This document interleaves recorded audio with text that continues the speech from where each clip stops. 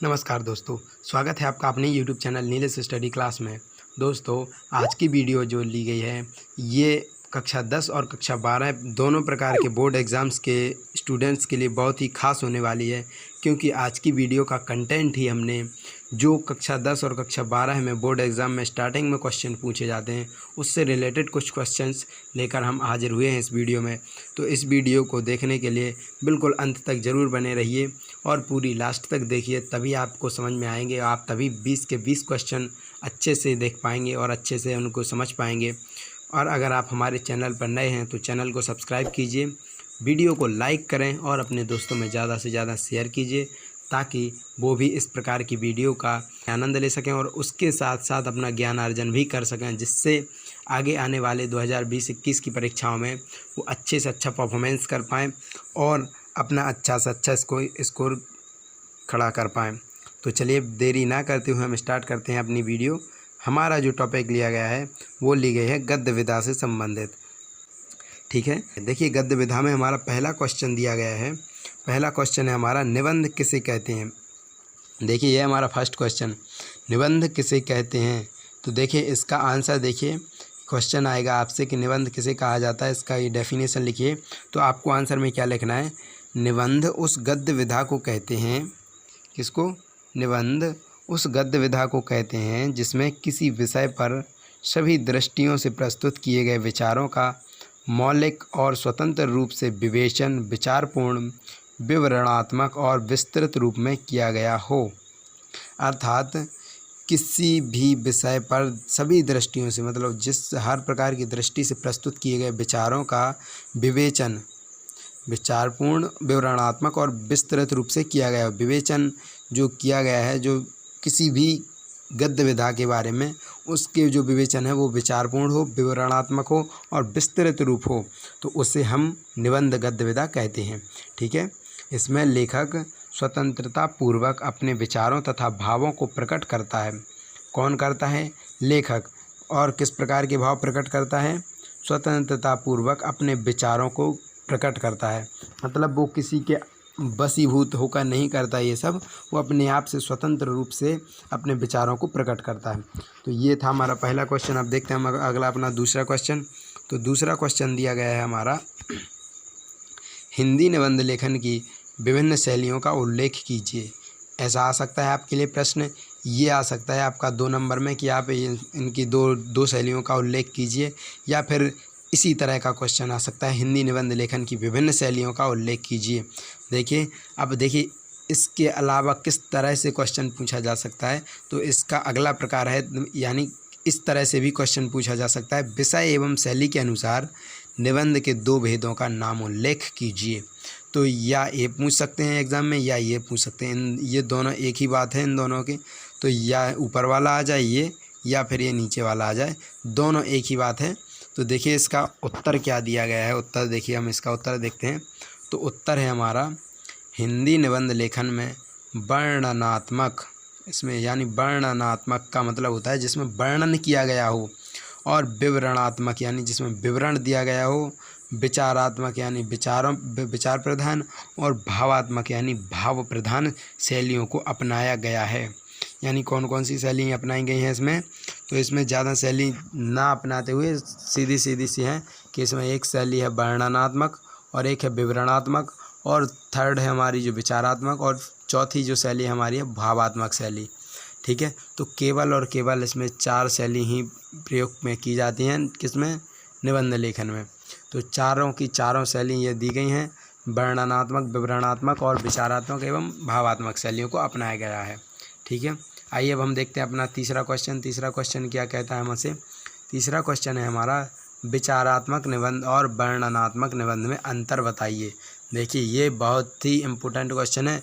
ये एग्ज़ाम की दृष्टि से नहीं है ये इम्पोर्टेंट आपकी समझ के लिए बहुत इम्पोर्टेंट है, ताकि आप समझ पाएँ कि विचारात्मक निबंध क्या होते हैं और वर्णनात्मक निबंध क्या होते हैं। देखिए तो इसका उत्तर देखिए, आगे हम देखते हैं उत्तर। तो देखिए हम इसका उत्तर देखें, तो उत्तर दिया गया है, विचारात्मक निबंध में तर्कपूर्ण विवेचन, विश्लेषण एवं खोजपूर्ण अध्ययन की प्रधानता होती है विचारात्मक निबंध में। ठीक है, विचारात्मक अर्थात विचार किया हुआ, अच्छे से सोचा विचारी करने के बाद जो हम निबंध लिखते हैं, अच्छे से सोच लेते हैं उस कंटेंट के बारे में जिस पर हमें निबंध लिखना होता है, तो उस प्रकार का जो हमारा निबंध होता है वो हमारा विचारात्मक निबंध कहलाता है। किंतु देखिए ये किंतु लग गया। वर्णनात्मक निबंध का लेखक किसी वस्तु, घटना या दृश्य का वर्णन निरीक्षण के आधार पर करता है। देखिए इसमें ये है, इसमें साइंस के कुछ वर्ड आ रहे हैं, ये विश्लेषण है, खोजपूर्ण अध्ययन, निरीक्षण। तो देखिए विश्लेषण खोजपूर्ण अध्ययन की प्रधानता ये होती है विचारों में, हम किस प्रकार के विचार रख रहे हैं उस विचारों को अगर हम निबंध में लिख दें तो वो होता है हमारा विचारात्मक निबंध। और अगर हम या लेखक किसी भी वस्तु या घटना जो उसके आंखों के सामने घटी गई है उसका वर्णन, जो उसका निरीक्षण करने के बाद यानी उसको अच्छे भली भांति प्रकार से देखने के बाद जो उसका वर्णन करता है लिखने के द्वारा, तो वो कहलाता है हमारा वर्णनात्मक निबंध। और जो विचारों के द्वारा जो हम खोज कर, जो हम सोच कर अच्छे से विश्लेषण करने के बाद लिखते हैं वो कहलाता है हमारा विचारात्मक निबंध। ठीक है, तो इसके आगे देखते हैं हम ये अगला क्वेश्चन अपना फोर्थ क्वेश्चन। तो फोर्थ क्वेश्चन दिया गया है हमारा वर्णनात्मक एवं विवरणात्मक निबंध में अंतर स्पष्ट कीजिए। अब देखिए ये बात एक ही है, क्या है, वर्णन या विवरण। तो बात तो एक ही दिख रहा है कि वर्णन भी वही होता है, विवरण भी वही होता है, तो अब इस प्रकार के निबंधों में कैसा अंतर होगा। तो देखिए वही इस क्वेश्चन में आप आंसर देख सकते हैं इसका क्वेश्चन का कि क्या है इसका आंसर। तो इसका आंसर ज़्यादा बहुत ही सिंपल है। तो आंसर देखिए इसका, वर्णनात्मक निबंधों में किसी भी वर्णनीय वस्तु, स्थान, व्यक्ति, दृश्य आदि का निरीक्षण के आधार पर आकर्षक, सरस तथा रमणीय रूप में वर्णन होता है। देखिए किस किस के ऊपर, वर्णनीय वस्तु। अब वर्णनीय वस्तु क्या होती है, अर्थात जिसका हम क्या कर सकें, वर्णन कर सकें, जिसके बारे में हम अच्छे से वर्णन कर सकें, ऐसी वस्तु, ऐसा स्थान या ऐसा व्यक्ति। जैसे कोई महान पुरुष है उसके बारे में हम अच्छे से वर्णन कर सकते हैं ना। और अगर जैसे कोई महान प्लेस, स्थान है, जैसे कि आगरा हो गया या फिर नई दिल्ली हो गई या फिर अयोध्या जैसा कुछ हो गया, तो इस प्रकार के जो वर्णनीय वस्तु या स्थान होता है या दृश्य, अगर हमने कोई ऐसा दृश्य देख लिया जिसका हमें वर्णन करने में बहुत ही आनंद आएगा या हम उसका वर्णन अच्छे से कर सकते हैं, तो ऐसा दृश्य, और उसका हम कब कर सकते हैं, निरीक्षण के आधार पर हम उसको पहले देखें, समझें, उसके बाद आकर्षक ऐसा वर्णन करें कि जो लोगों को आकर्षित करे, सरस हो, कोई उसमें पढ़ने में समझने में कोई कठिनाई ना हो, और रमणीय रूप में वर्णन होता है। ये था हमारा वर्णनात्मक निबंध। अब देखिए हम देखते हैं विवरणात्मक निबंध क्या होता है। तो विवरणात्मक निबंध क्या है, तो विवरणात्मक निबंध देखिए, विवरणात्मक निबंधों में प्रायः ऐतिहासिक तथा सामाजिक घटनाओं, स्थानों, दृश्यों, पात्रों तथा जीवन के अन्य विविध क्रियाकलापों का विवरण दिया जाता है। तो ये दिया गया है विवरणात्मक निबंध, क्या है, ऐतिहासिक, सामाजिक घटनाएं। इसमें मतलब जो हमारा विवरणात्मक दिया गया है ये पूरा का पूरा ऐतिहासिक और सामाजिक घटनाओं पर ही टिका होता है। तो ऐतिहासिक घटनाओं में जो पात्र थे, उनका जो जीवन था, उनके उस टाइम के जो दृश्य थे, उस टाइम के जो स्थान थे, उनके युद्ध स्थान वगैरह कि कहाँ वो लड़ते थे, किस प्रकार के युद्ध के दृश्य होते थे, और कौन कौन पात्र होता था, और उनका जीवन कैसा होता था, और वो अन्य क्या क्या क्रियाकलाप भी करते थे। तो इस प्रकार का जो वर्णन दिया जाता है, विवरण दिया जाता है, वो विवरणात्मक निबंधों के अंतर्गत आते हैं। ठीक है, तो देखिए अगला क्वेश्चन देखते हैं हम। अगला क्वेश्चन हमारा 5वां क्वेश्चन दिया गया है, हिंदी के प्रमुख ललित निबंधकारों के नाम बताइए। देखिए ललित निबंधकार, ये इम्पोर्टेंट क्वेश्चन है, आपका आ सकता है आपके बोर्ड एग्ज़ाम में 2020-21 के। ठीक है, तो ये आ सकता है कि हिंदी के प्रमुख 2 ललित निबंधकारों के नाम बताइए। 2 बता सकते हैं या फिर वो ये पूछ सकते हैं कि जितने भी आपको आए उतने बता सकते हैं, 4 बता दीजिए, जितने भी आपसे वो नंबर में पूछे उतने आपको लिखने हैं। तो देखिए हम देखते हैं हिंदी के ललित निबंधकार। तो देखिए हिंदी के ललित निबंधकार क्या दिया गया है, इसका उत्तर दिया गया है, हिंदी के प्रमुख ललित निबंधकार निम्नवत हैं। ठीक है, अब देखिए निम्नवत हैं, तो निम्नवत में कौन कौन से हैं, वो हमारे ललित निबंधकार हैं। ठीक है, तो नंबर 1 पर दिए गए हैं आचार्य हजारी प्रसाद द्विवेदी। जो हजारी प्रसाद द्विवेदी जी थे वो एक सफल ललित निबंधकार थे। सेकंड नंबर पर दिए गए हैं शिव प्रसाद सिंह। जो शिव प्रसाद सिंह हैं ये भी एक ललित निबंधकार थे। रामवृक्ष बेनीपुरी भी एक ललित निबंधकार थे। और चौथे नंबर कुबेरनाथ राय, ये भी ललित निबंधकार थे। देखिए आगे और भी लिस्ट है लंबी। तो नंबर 5 पर हैं विद्यानिवास मिश्र, ये भी ललित निबंधकार थे। 6वें नंबर पर हैं वासुदेव शरण अग्रवाल, ये भी ललित निबंधकार थे।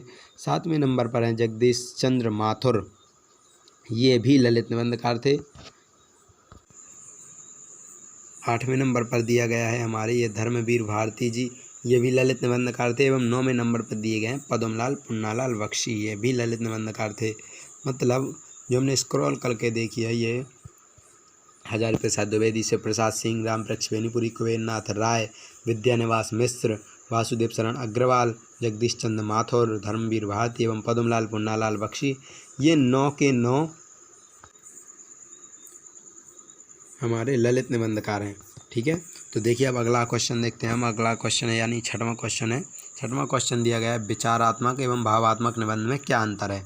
ठीक है, तो देखिए अब हम देखते हैं 6वें क्वेश्चन का आंसर जो दिया गया है विचारात्मक एवं भावात्मक निबंध में क्या अंतर है। तो देखते हैं हम इसका उत्तर दिया गया है विचारात्मक निबंध में बुद्धि तत्व की तथा भावात्मक निबंध में हृदय तत्व की प्रधानता होती है।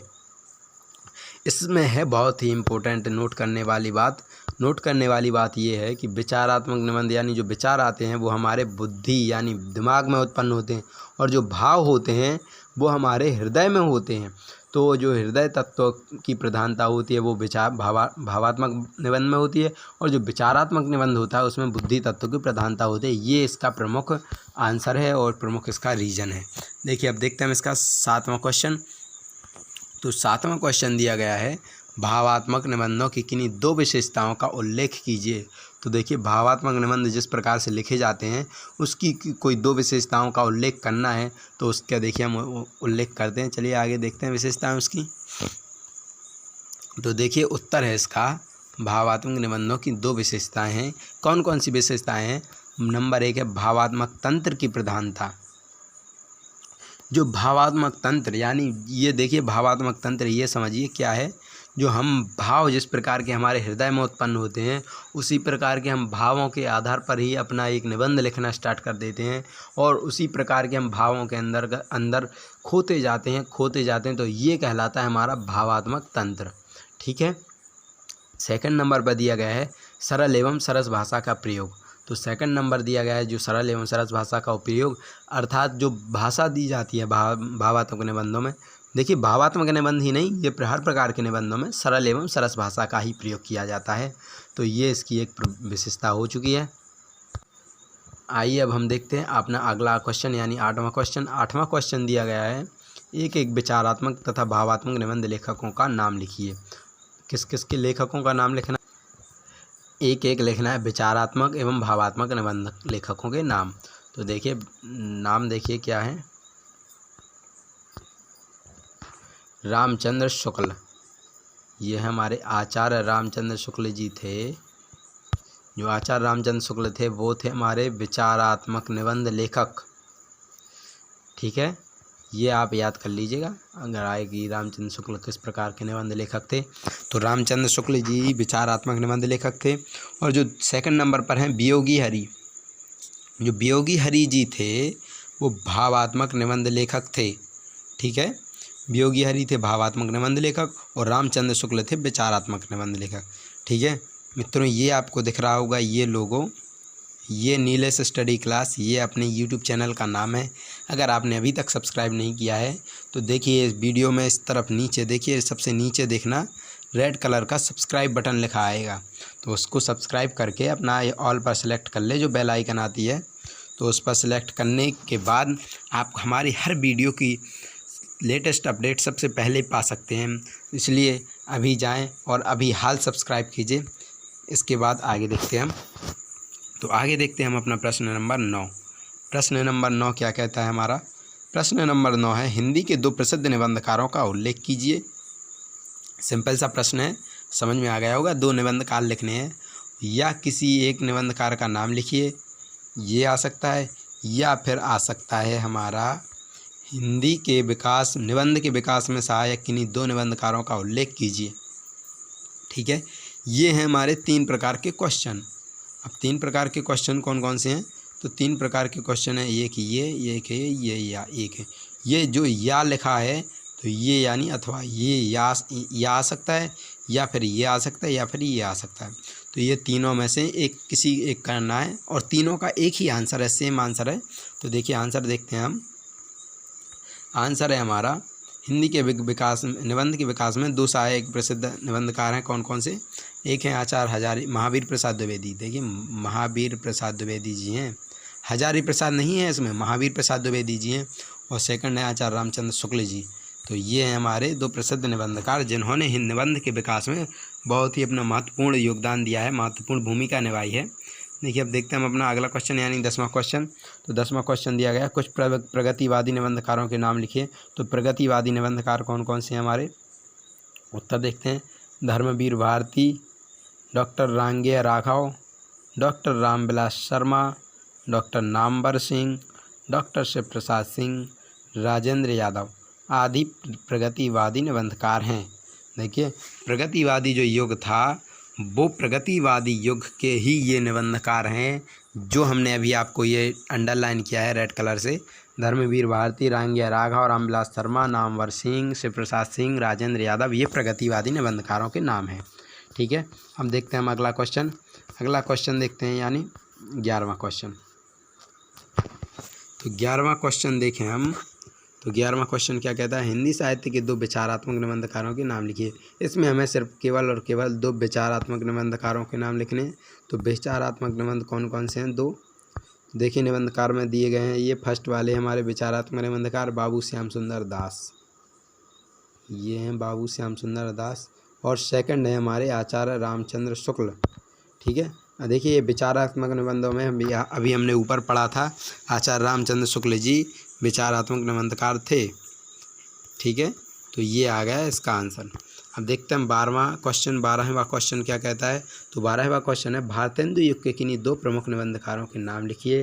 देखिए इसमें पूछ लिया गया है युग कौन सा? भारतेंदु युग, स्पेशल युग पूछ लिया गया है। तो इसमें आप कोई यहाँ का वहाँ नहीं लिख सकते, आपको केवल और केवल भारतेंदु युग से संबंधित ही निबंधकारों के नाम लिखने होंगे। तो देखते हैं हम भारतेंदु युग के निबंधकार। तो भारतेंदु युग के निबंधकार प्रमुख निबंधकार ये हैं कौन कौन से? नंबर 1 है बालकृष्ण भट्ट और नंबर 2 है प्रताप नारायण मिश्र। तो ये फर्स्ट है, ये सेकंड है, ये दोनों ही भारतेंदु युग। जो युग स्पेशल ये अंडरलाइन कर लीजिएगा, ये एक्चुअल में ये युग स्पेशल बोला गया है इसमें। तो इसलिए हमें केवल और केवल भारतेंदु युग के इन दोनों निबंधकारों के नाम ही लिखने पड़ेंगे। अदरवाइज़ अगर ये पूछते कि निबंध लेखकों 2 प्रमुख निबंधकारों के नाम लिखिए तो हम किसी का भी लिख सकते थे इसमें हम रामचंद्र शुक्ल जी का भी लिख सकते थे जब, लेकिन इसमें भारतेंदु युग स्पेशली दे दिया गया है कि आपको सिर्फ भारतेंदु युग के बारे में लिखना है। तो इसमें दिए गए हैं बालकृष्ण भट्ट और प्रताप नारायण मिश्र। अब देखते हैं हम अपना 13वां क्वेश्चन। 13वां क्वेश्चन है, शुक्लोत्तर युग के किन्हीं 2 निबंधकारों का नाम उल्लेख कीजिए। क्या? शुक्लोत्तर युग। देखिए अब इसमें शुक्लियोत्तर युग आ गया है, इसमें भी स्पेशल युग आ गया है।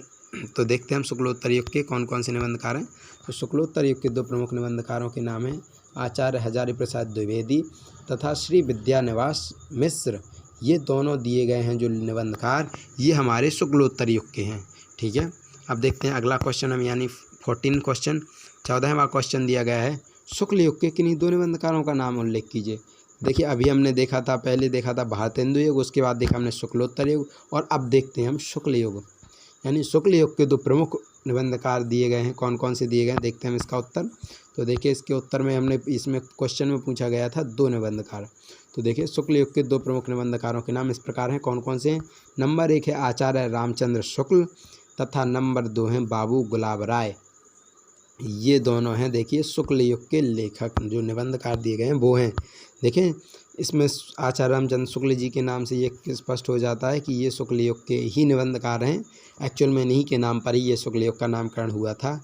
ठीक है, देखिए अब अगला क्वेश्चन देखते हैं हम यानी 15वां क्वेश्चन यानी 15वां क्वेश्चन क्या कहता है। तो 15वां क्वेश्चन दिया गया है, नर से नारायण और अजंता निबंध लेखकों के नाम उल्लेख कीजिए।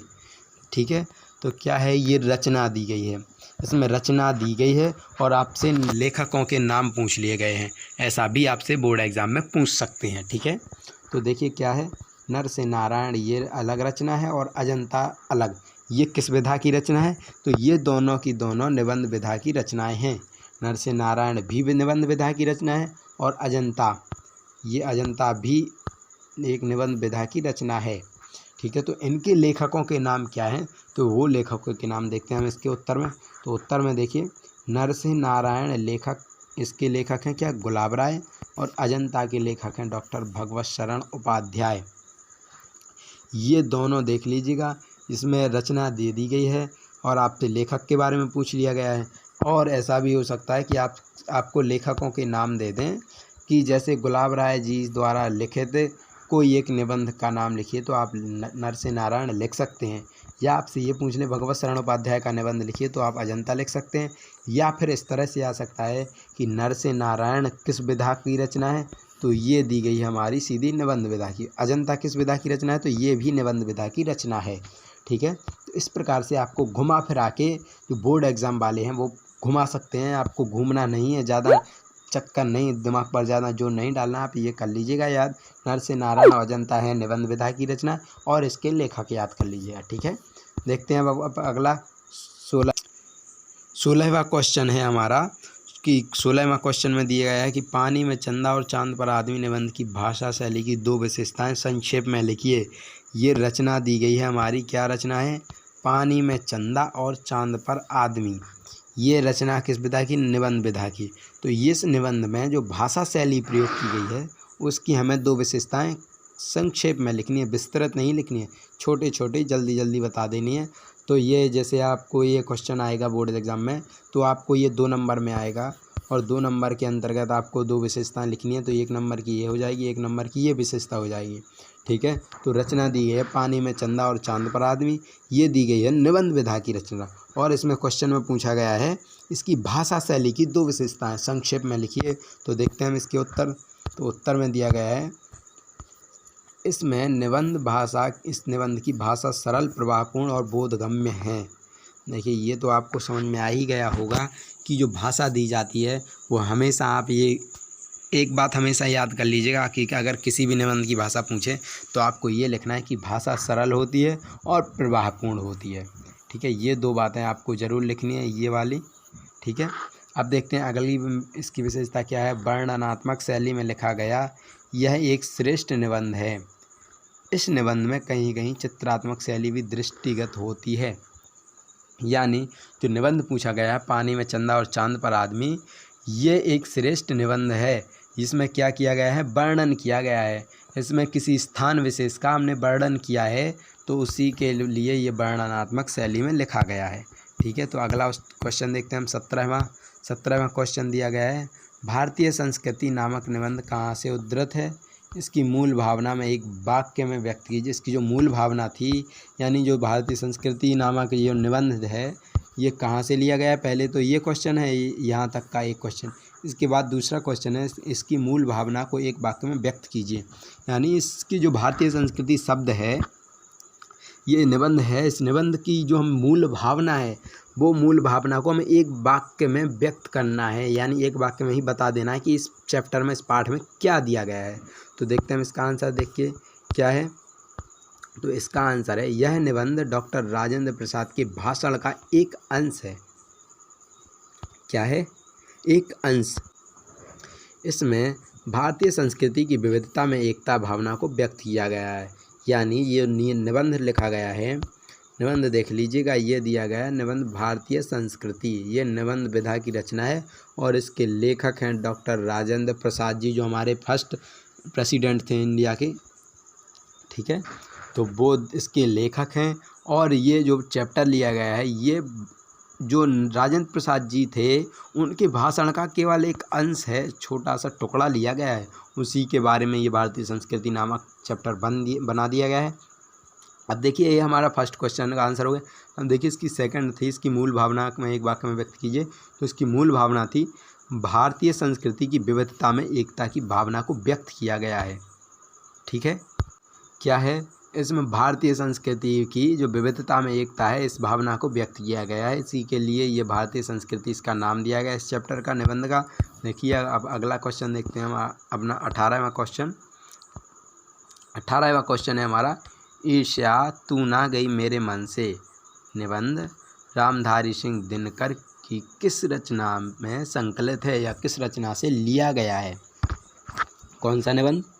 ईर्ष्या तू ना गई मेरे मन से। ये जो निबंध दिया गया है ये इसके लेखक है रामधारी सिंह दिनकर। ये किस रचना से लिया गया है ये पूछा गया है हमारा।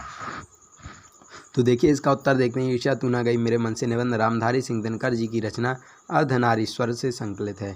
यानी जो रामधारी सिंह दिनकर जी की अर्धनारीश्वर है उसी से लिया गया है ये ईर्ष्या तू ना गई मेरे मन से। ये निबंध उसी अर्धनारीश्वर से अंतर्गत से लिया गया है। अब देखते हैं हम अगला क्वेश्चन।